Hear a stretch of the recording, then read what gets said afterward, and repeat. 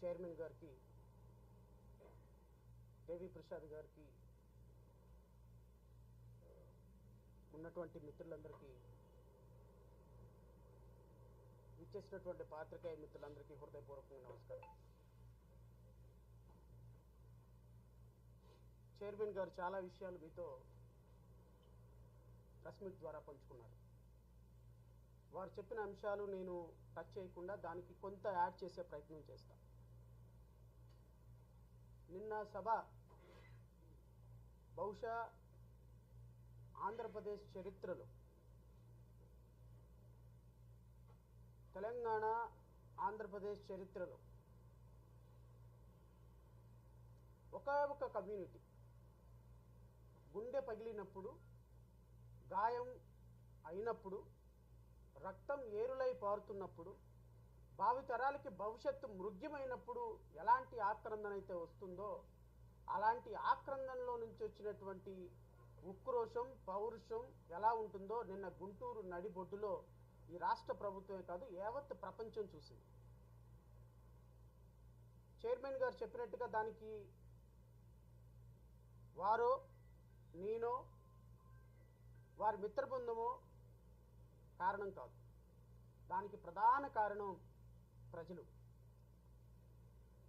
సోదరులు, మాల సోదరులు, అంబేద్కర్ వారసులు. దళిత జాతి సమాజం విచ్ఛిన్నమైపోతుందని ఆక్రోషంతో, బాధతోటి ఎవ్వరు ఏ విధమైనటువంటి సహకారం చేయకపోయినా, సొంత డబ్బులతో, తిండి లేకపోయినా, ఎక్కడో 14-15 గంటలు ప్రయాణం చేసి రాత్రి 9:10కి మీటింగ్ అయిపోయిన తర్వాత కనీసం మంచినీళ్ళ ప్యాకెట్లు కూడా మేము ప్రొవైడ్ చేయలేకపోతే,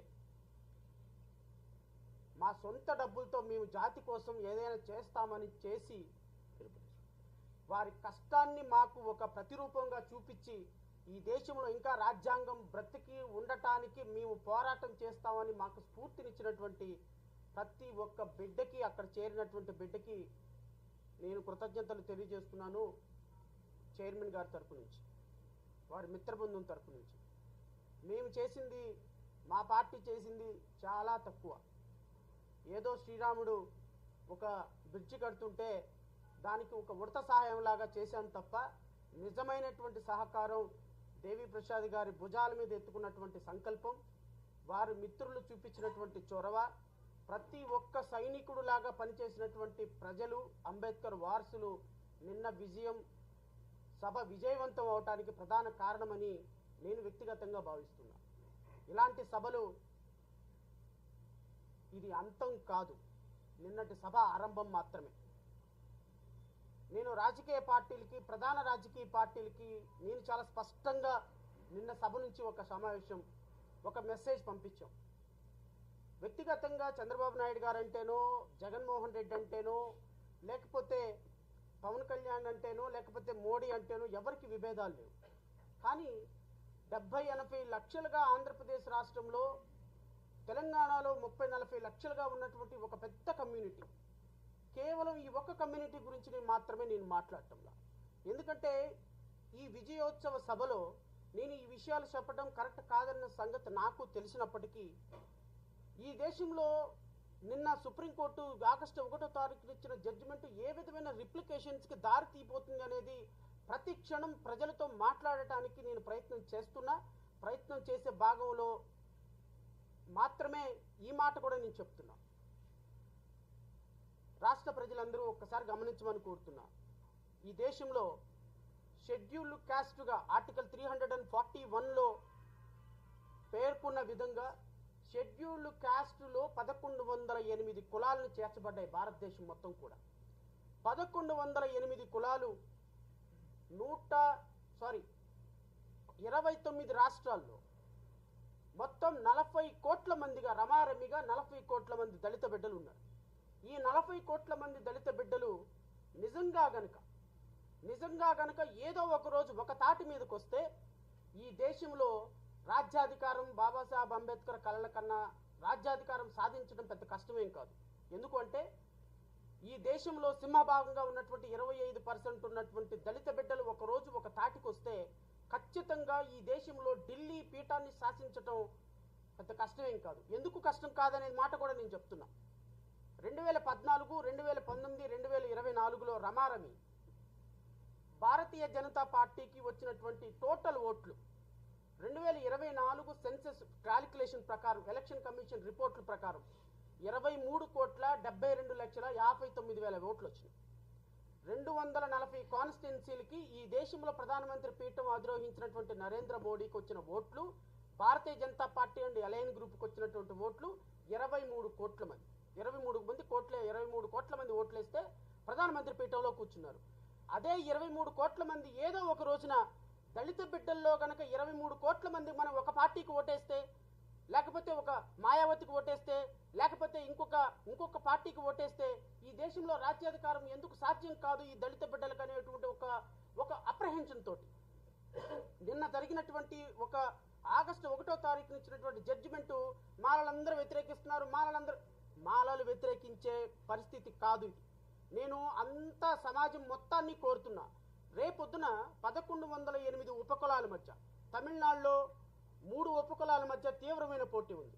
ఆంధ్రప్రదేశ్ రాష్ట్రంలో మాలామాదిగల మధ్య తీవ్రమైన పోటీ ఉంది. తెలంగాణ రాష్ట్రంలో మాలామాదిగల మధ్య తీవ్రమైన పోటీ ఉంది.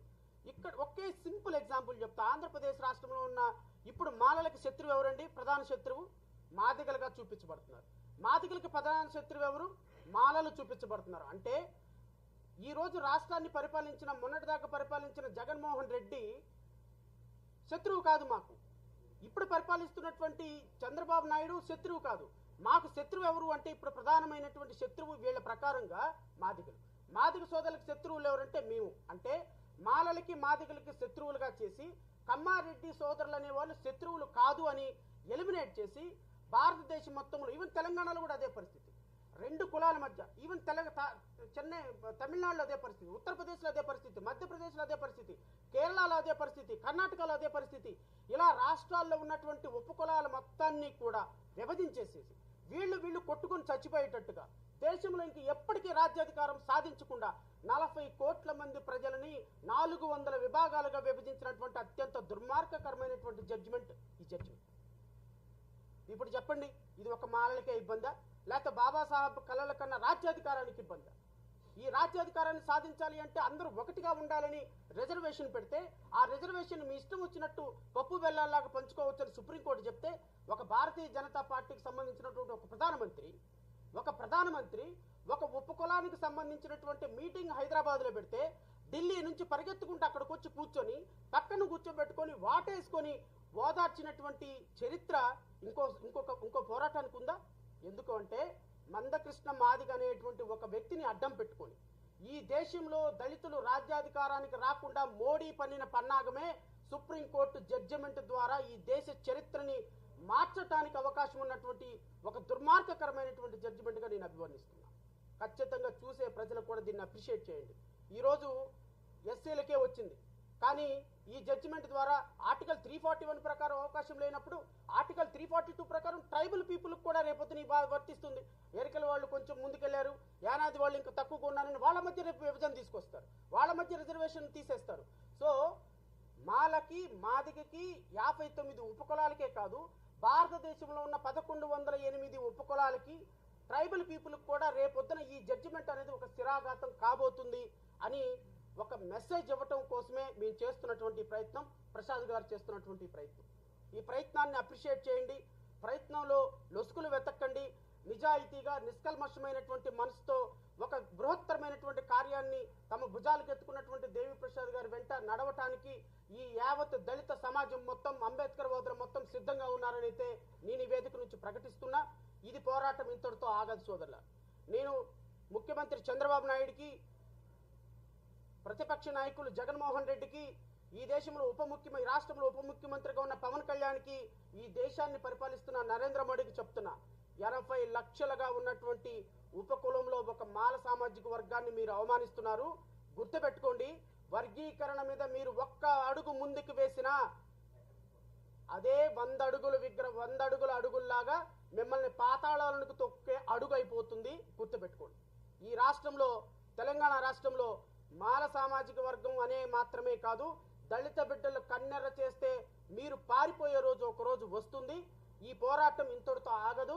ఖచ్చితంగా దేవి ప్రసాద్ గారి నాయకత్వంలో ఢిల్లీ స్థాయిలో అన్ని జాతీయ పార్టీలను కలుపుకొని అతి త్వరలో ఒక రౌండ్ టేబుల్ కాన్ఫరెన్స్ ఏర్పాటు చేసి దేశం స్థాయిలో దేశం మొత్తం మా వైపు చూసే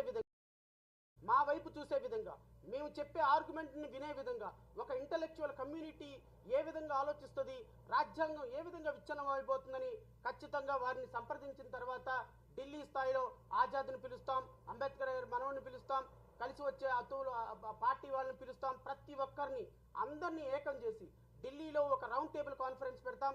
వీలైతే ఢిల్లీలో ఒక ధర్నా చేసే కార్యక్రమం కూడా ఆలోచన చేస్తున్నాం. అవసరమైతే మా సెగ ఢిల్లీ తాకే విధంగా, ప్రతి ఒక్క గుండె చప్పుడు వినే విధంగా మేము ఒక అద్భుతమైనటువంటి ప్రణాళికని ప్రజల సహకారంతో, మేధావుల సహకారంతో, అంబేద్కర్ వాదుల సహకారంతో, రాజ్యాంగ పరిరక్షణ సహకారంతో దేవి ప్రసాద్ గారి నాయకత్వంలో ముందుకెళ్ళటానికి ఒక రాజకీయ పార్టీగా నేనైతే రెండు కళ్ళ సిద్ధాంతంలో లేను. ఎందుకంటే నాకు సంబంధించినంత వరకు రాజ్యాంగం ప్రామాణికం. రాజ్యాంగం విచ్ఛిన్నమైతే అది మాలకి మంచిది కాదు, మాదిగలకు మంచిది కాదు. రేపొద్దున క్రిమి లేయర్ సిస్టమ్ వచ్చి ఫస్ట్ జనరేషన్ రిజర్వేషన్ వచ్చి మాదిగ సోదరుడు ఉద్యోగం కోల్పోతే ఫైట్ చేయాల్సింది నేనే, ఫైట్ చేయాల్సింది ప్రసాద్ గారే, ఫైట్ చేయాల్సింది రామారావు గారే, ఫైట్ చేయాల్సింది మల్లేశ్వరియే. సో రేపు మాదిగ సోదరులకు వచ్చినా, మాల సోదరులకు వచ్చినా, ఈవెన్ రాజ్యాంగంలో హక్కులు కోల్పోయిన ఏ కమ్యూనిటీ వారికి వచ్చినా ఫైట్ చేసేదానికి మేము రెడీగా ఉన్నాం. కారణం, we love constitution, we respect constitution, we respect Ambedkar ideology, because Ambedkar constitution is not ruling only for the SC/ST people, it is for the country. 140 కోట్ల మంది యొక్క హక్కుల్ని కాపాడే రాజ్యాంగం విచ్ఛిన్నం కాకుండా చూడవలసిన బాధ్యత మా మీద ఉన్నది. ఖచ్చితంగా దీన్ని మేము ముందుకు తీసుకుపోతాం. ఢిల్లీ స్థాయిలో మా పోరాటం కొనసాగుతుంది. And last but not least, Delhi వేదికగా, హైకోర్టు వేదికగా ఎవ్రీ స్టేజ్లో ఖచ్చితంగా ఎంపెరికల్ డేటా తయారు చేయకుండా, క్వాంటిఫైబుల్ డేటా తయారు చేయకుండా, స్టేట్ యాక్షన్ జస్టిఫై చేయకుండా, సుప్రీంకోర్టు జడ్జిమెంట్ని పూచి తప్పకుండా ఇంప్లిమెంట్ చేయకుండా గనక చంద్రబాబు నాయుడు అడుగు ముందుకు వేస్తే ఎవ్రీ స్టేజ్లో రాజ్యాంగబద్ధంగా, న్యాయబద్ధంగా కోర్టులను అప్రోచ్ అవుతాం, వీధి పోరాటాలు చేస్తాం, రాజకీయ పోరాటాలు చేస్తాం. అవసరమైతే ఎంత దూరమైన వెళ్ళటానికి వీఆర్ రెడీ.